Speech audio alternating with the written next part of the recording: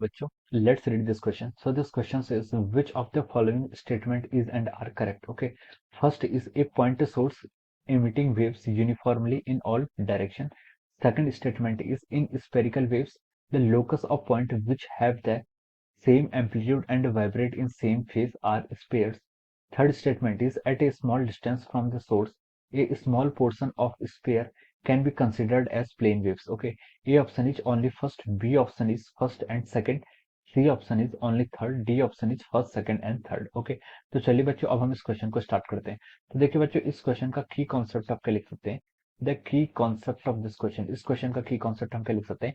यहाँ पर हमें बताना है, देखिए जो आपका सोर्सेस होते हैं, आपके सोर्स के कारण जो आपका वेव फ्रंट आता है, वेव फ्रंट के बारे में बताना। Okay, so we can say that the key concept of this question is wave front. क्या लिख सकते हैं? वेव फ्रंट क्या होगा इस क्वेश्चन का आपका की कॉन्सेप्ट होगा। हमें यहाँ पर वेव फ्रंट के बारे में क्या करना है? डिफाइन करना है। ओके, तो देखिए बच्चों, वेव फ्रंट होता क्या है? वेव फ्रंट आपका क्या होता है? वेव फ्रंट एक ऐसा इमेजनरी, और हम बोल सकते हैं कि wave front is an imaginary और हाइपोथेटिकल सरफेस इन विच, जहां पर हम क्या एज्यूम करते हैं कि सारे पॉइंट पर जो आपका फेस होगा, फेस क्या होता है? आपका कांस्टेंट होता है। ओके, तो वेव फ्रंट की डेफिनेशन क्या लिख सकते हैं हम? Wave front is an imaginary surface. Wave front क्या होता है? Wave front is an imaginary surface at which imaginary surface at which every point has every point has same phase, जिसके कहते हैं हर पॉइंट पर क्या होता है? आपका फेज सेम रहता है, उसे हम क्या बोलते हैं? आपका वेव फ्रंट बोल देते हैं। ओके, वेव फ्रंट क्या होता है? एक ऐसा इमेजिनरी सरफेस होता है जिसके हर पॉइंट पर क्या होता है? आपका जो आपका फेज होता है, फेज कांस्टेंट क्या रहता है? आपको फेज आपका कांस्टेंट रहता है, उसे हम कहते हैं वेव फ्रंट बोलते हैं। ओके, मान लीजिए आपके पास सोर्स, आपका पॉइंट सोर्स है, अगर कोई आपका पॉइंट सोर्स है, तो देखिए पॉइंट सोर्स के कारण ऐसी कौन सी ज्योमेट्री हो सकती है जहां पर हम बोले कि हर पॉइंट पर आपका फेज क्या रहेगा? कांस्टेंट रहेगा। ओके, अगर हम इक्वल डिस्टेंस की बात करें तो इक्वल डिस्टेंस पर आपका वेव फ्रंट क्या रेंज है? कांस्टेंट रेंज है। तो देखिए पॉइंट सोर्स है, जब आपका पॉइंट सोर्स के कारण अगर हम क्या करें, एक ऐसे स्फीयर ड्रॉ कर दें, अगर हम एक स्फीयर ड्रॉ कर दें, तो देखिए स्फीयर में क्या होता है? आपका हर पॉइंट की डिस्टेंस क्या होती है? इक्वल डिस्टेंस होती है। ये आपका आर डिस्टेंस पर होगा, ये पॉइंट भी आपका आर डिस्टेंस पर होगा। ओके, तो हम बोल सकते हैं कि फॉर ए पॉइंट सोर्स के लिए आपका जो वेव फ्रंट होगा वो क्या होगा? आपका स्फेरिकल नेचर का होगा, स्फेरिकल नेचर का होगा। और इस वेव फ्रंट पर आपकी जो फेस की वैल्यू होगी वो कुछ फिक्स वैल्यू होगी, फाई क्या होगा? कांस्टेंट होगा। ओके, तो हम बोल सकते हैं कि wave front is an imaginary surface जिसके हर पॉइंट पर आपका फेस क्या होता है? कांस्टेंट रहता है। ओके, सिमिलरली अगर हमारे पास कोई लाइन एलिमेंट है, अगर हमारे पास कोई लाइन एलिमेंट है, ओके, लाइन लाइन एलिमेंट के कारण जो आपका क्या होता है? वेव फ्रंट होता है, वो क्या होता है? आपका सिलेंड्रिकल नेचर का होता है। किस नेचर का होता है? सिलेंड्रिकल। देखिए लाइन के कारण जो आपकी ज्योमेट्री होगी, ओके, देखिए हमें क्या बनाना है? यहाँ पर सिमेट्रिक केसेस बताने, क्या बताने? सिमेट्रिक केसेस बताने। ओके, तो देखिए अगर आपके पास कोई लाइन सोर्स है, लाइन सोर्स के कारण जो आपका वेव फ्रंट होगा, हम बोल सकते हैं सिलेंड्रिकल नेचर का होगा, क्योंकि सिलेंड्रिकल के हर पॉइंट क्या करते हैं? एक पर्टिकुलर रेडियस पर लाई करेगी, और हम बोल सकते हैं कि हर पॉइंट इक्वल है, और इसके हर पॉइंट पर क्या होगा? आपका जो फेज होगा, फेज क्या होगा? आपका कांस्टेंट होगा। ओके, सो फर्स्ट आपका पॉइंट सोर्स के कारण वेव फ्रंट हो गया, फिर आपका सिलेंड्रिकल, और थर्ड वेव फ्रंट आपका किसके कारण आता है? अगर आपकी लाइट सोर्स देखिए फ्रॉम किसी एक इनफाइनाइट सोर्स से आ रही है, अगर इनफाइनाइट सोर्स से आ रही है तो हम बोल सकते हैं कि आपकी लाइट रेज देखिए ऐसे पैरेलल आती है। ओके, तो हम देखिए इस पर ऐसी कौन सी ज्योमेट्री है जहां पर हम बोल सकते हैं कि हर पॉइंट पर फेस कांस्टेंट है। ओके, तो हम बोल सकते हैं इस पॉइंट पर, इस पॉइंट पर, इस पॉइंट पर आपका फेस कांस्टेंट आना चाहिए। तो इसको ड्रॉ करने के लिए हम एक सर्फेस जो बनाएंगे वो आपका देखिए इस तरीके से बनाएंगे।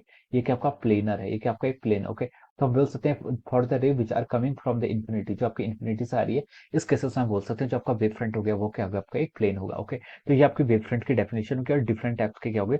सोर्सेस ऑफ वेव फ्रंट होगी। ओके, अब देखिए बच्चों, अब हम क्वेश्चन पे स्टार्ट करते हैं। जो कि आपका जो फर्स्ट स्टेटमेंट है, फर्स्ट स्टेटमेंट में क्या बोला है? A point source emitting waves uniformly in all direction. ठीक है, तो ये स्टेटमेंट बिल्कुल करेक्ट है। देखिए जो आपका पॉइंट सोर्स था, देखिए इसमें फर्स्ट में ये आपका क्या था? Point source. इस पॉइंट सोर्स के करस्पॉन्डिंग हम क्या बोल सकते हैं? देखिए ये क्या करता है? आपकी वेव को क्या करता है? एमिट करता है, वेव को एमिट करता है यूनिफॉर्मली इन ऑल डायरेक्शन, तभी इसका जो वेव फ्रंट होता है वो क्या होता है? आपका स्फेरिकल होता है, क्योंकि स्फेरिकल ही एक पॉइंट के अक्रॉस क्या हो सकती है? सबसे सिमेट्रिक ज्योमेट्री हो सकती है। ओके, तो हम लिख सकते हैं point source emitting waves uniformly in all direction. तो ये स्टेटमेंट क्या आपका बिल्कुल करेक्ट है। आपका क्या हो जाएगा? स्फेरिकल वेव फ्रंट क्या करेगा? बनाएगा पॉइंट सोर्स। सेकंड बोला है कि in spherical wave the locus of point which have the same amplitude and vibrate in same phase of the sphere. Okay, तो ये भी बिल्कुल करेक्ट है। आपका जो लोकस क्या बोला है? स्फेरिकल वेव्स में क्या होता है? आपके the locus of point which have the same amplitude, इनका देखिए एम्पलीट्यूड भी सेम रहता है, और जो उनका फेज है वो भी क्या रहता है? आपका कांस्टेंट रहता है या फिर सेम रहता है। ओके, तो वो क्या होते हैं? आपके स्पेयर्स होते हैं। तो हम बोल सकते हैं बिल्कुल ठीक है। ओके, अगर आपका पॉइंट सोर्स हो फिर भी आपका स्पेरिकल होगा, या फिर कोई स्पेरिकल सोर्स हो उसके कारण भी आपका जो वेव फ्रंट आएगा वो क्या आएगा? आपका, अगर आपकी वेव्स स्पेरिकल है तो उसके कारण भी आपका जो क्या आएगा?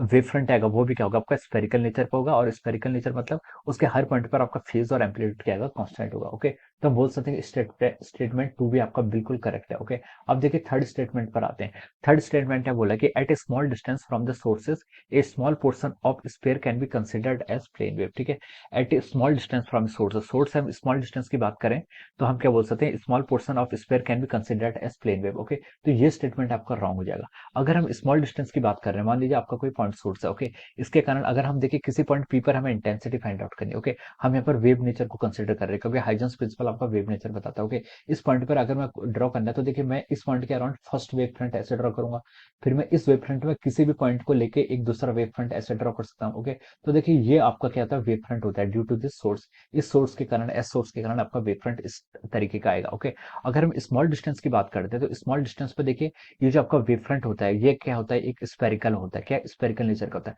अगर हम बोले कि लार्ज डिस्टेंस है, लार्ज डिस्टेंस वाला ये केस हो जाएगा। ओके, थर्ड केस वाला, इस केस में हम बोल सकते हैं आपका डिस्टेंस क्या थी, लार्ज थी, आपकी जो वेव आ रही थी वो लार्ज डिस्टेंस आ रही थी।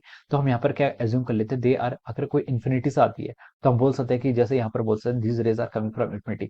तो इस केस में हम बोल सकते हैं जो आपकी वेव्स आ रही है वो क्या होंगी, पैरेलल होंगी। ओके, तो यहाँ पर हम बोल सकते हैं इसको हम कंसिडर कर सकते हैं प्लेन वेव की तरह। बट क्वेश्चन में क्लियरली बोला है कि at small distance from the sources, small distance है तो फिर हम क्या उसको प्लेन वेव कंसिडर नहीं करेंगे। ओके, तो आपका ये हो जाएगा, थर्ड भी क्या हो जाएगा, आपका थर्ड स्टेटमेंट आपका रॉन्ग हो जाएगा। आपसे क्वेश्चन पूछा था कि which of the following are correct, तो हम यहाँ पर से देखिए क्लियरली बता सकते हैं। आपका देखिए फर्स्ट और सेकंड तो आपका करेक्ट आ रहा है। Okay, so we can say that option B क्या हो जाएगा, इसके करस्पॉन्डिंग आपका करेक्ट हो जाएगा। Okay, option B is the correct answer of this question. Option B क्या हो जाएगा, इस क्वेश्चन का आपका करेक्ट आंसर हो जाएगा। Okay, so I hope you all understood this concept. All the best and thank you.